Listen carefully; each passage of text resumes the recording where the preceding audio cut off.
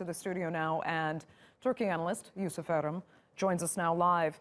You know, one of the things that really stood out to me most in this presentation was that President Erdogan really wanted to stress the fact that Turkey, and it seems so odd for us here because we do generally know this already, Turkey is a kind country, and 300,000 non-Turkish Kurds live here peacefully, freely.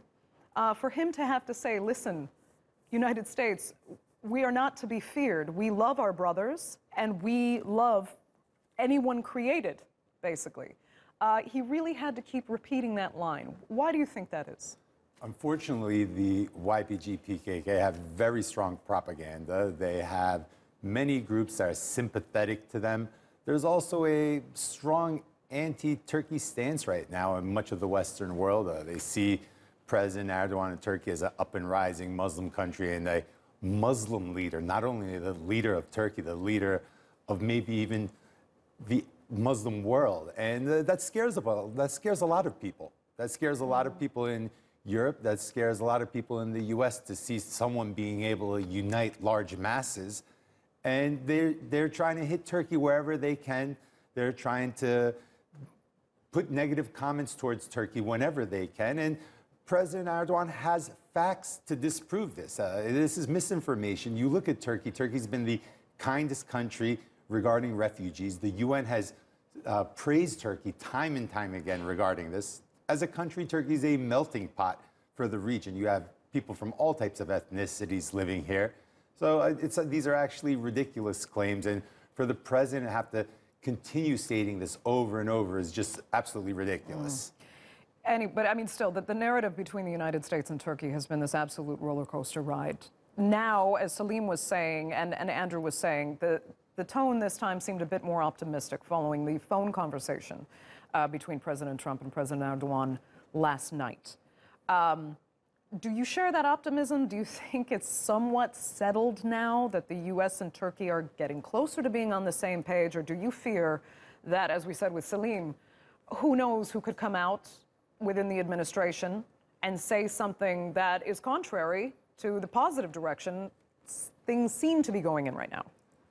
What a difference a phone call makes. Yeah. I mean, we went from a morning tweet to economic devastation to now talking about increasing bilateral trade to $75 billion within a 24-hour period. But hey, it's Trump, so you have to expect everything. But am I more optimistic after the phone call? Yeah, I'm a little more optimistic, especially seeing President Trump tweet this morning where he talked about having a good conversation as well, because we've seen separate readouts before from Ankara and Washington regarding these phone calls. But seeing the Turkish president speak in an optimistic way and seeing President Trump's optimistic tweet seems like both sides are now slowly getting together on the same page. But there's a lot of voices, there's a lot of background noise. There's a Turkish saying, a fly may be small, but when it lands on your plate, it causes nausea. Yeah. It's a Turkish saying, so okay. Some of these Turkish sayings turn out to be true.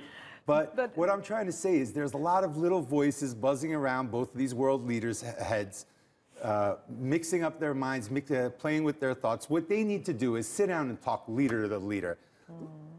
The job of the supporting cast is to support. You have Bolton saying one thing on the American side. You have Pompeo saying one thing on the American side.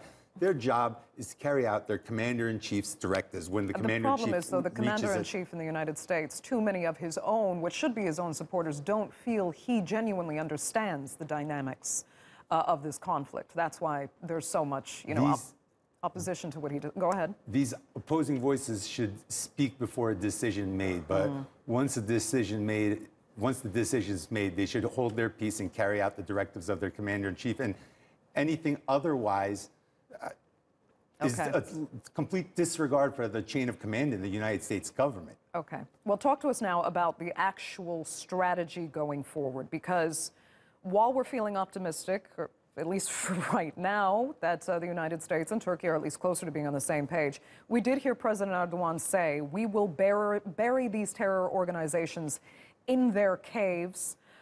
He still talked about, you know, making sure we eliminate terrorist groups in Manbij, anything east of the Euphrates. So where does the military strategy actually stand now? We still haven't had details on what Turkey's going to do with the YPG that the American side will accept and allow. And we also haven't heard from the Turkish side to see if they really care what the Americans are going to accept and allow, or are they going to just unilaterally go at it if America says, hey, no, you can't do this. Now, there's still a lot of details that need to be filled in. Just because we're getting close to being on the same page doesn't mean that page is written in the same language right now. So there's still a lot that's unknown. But it looks like both sides are getting closer. The Turks have completed preparations for an operation east of the Euphrates. The soldiers are in place. They're waiting for a go from their commander-in-chief. At the same time, President Erdogan is looking to President Trump to see if the U.S. is giving a green light. So this could be a bilateral, maybe multilateral, if the Russians okay it as well, which it looks like the Russians are on board with anything Turkey wants to do east of the Euphrates. It could be a multilateral agreement where Turkey goes in, addresses its security concerns, takes out the remnants of Daesh, as was brought back into rhetoric. That's been forgotten about the last couple of days. It was brought back into rhetoric today during President Erdogan's speech, clearing the remnants of Daesh. And frankly, everyone can get along with their lives afterwards. Turkey has its security concerns addressed. The U.S. is happy with the remnants of Daesh being disposed of, and American troops are back in the United States in their beds where they should be. Okay, that's your ideal situation then, but then what, and I asked this to Salim as well, I'd like to get your take. What will northern Syria look like at that point? Who will be in charge? Who will be administering it? And what form will it take so that Turkey feels secure and the United States can say, okay, we've done our job, we don't need to come back, we're safe from Daesh threats. What will northern Syria look like? Northern Syria will look like what it's supposed to look like. It'll be ruled by Syrians. This is exactly what President Erdogan touched upon in his op-ed a couple of days ago, where he said he plans on creating local councils that respect the demographic makeup of these regions, where there will be proper representation according to these demographics. In majority Kurdish areas, there will be a majority Kurdish local council. In majority Turkmen areas or Sunni Arab areas, there will be majority Turkmens or Sunni Arabs ruling. But in the end, what President Erdogan had envisioned for this area is Syrians ruling Syria. Turks, maybe, if needed, would be there for an advise and assist role on municipal affairs in providing emergency social, medical, and educational services and whatnot. But that would be the extent of their role, as has been the extent of their role in previous regions that they've gone into and helped, such as Al-Bab, Jarablus, Afrin, and Idlib. Okay. Just kind of a final question for you, because yesterday we saw it, so prominently featured, this, I'll call it a scolding from Turkey to the United States of the use of social media to communicate extremely sensitive, really, and important messages to your strategic allies. Trump's use of Twitter, using this easily misunderstood kind of vague English sometimes without defining a subject and whatnot. Do you think, Trump loves Twitter, but do you think Turkey got through to him on this phone call last night to say, take it down a notch? Don't shout at us over this silly platform with 140 or plus characters. We need to talk like adults. This is too important to be communicated on a microblogging website. The more people that are brought into a problem, normally the harder it is to solve. It's hard enough having the Trump administration sit down with the Erdogan administration and solve their problems.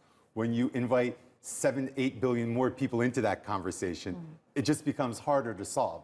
So that's been a big problem for the Turks. They're not used to this type of diplomacy or this type of dialogue. They're used to sitting down in a diplomatic fashion, leader to leader, delegation to delegation. But now they're dealing with these tweets. Once you have these tweets, there's media pressure coming in, maybe other world leaders chiming in, and this creates a lot of confusion. This creates a situation where now you have to be stronger than you normally would want to be, or you have to answer a certain question undiplomatically now because you were pushed in a certain way and you need to look strong. So Trump should not play to his domestic base when tweeting on international matters. That's not an arena to bring in your constituency. The diplomatic matters need to be solved with the best interests of the state in mind. So Twitter is definitely not a place where diplomacy should be handled. Okay, Yusuf, we'll leave it there for now. Thanks so much for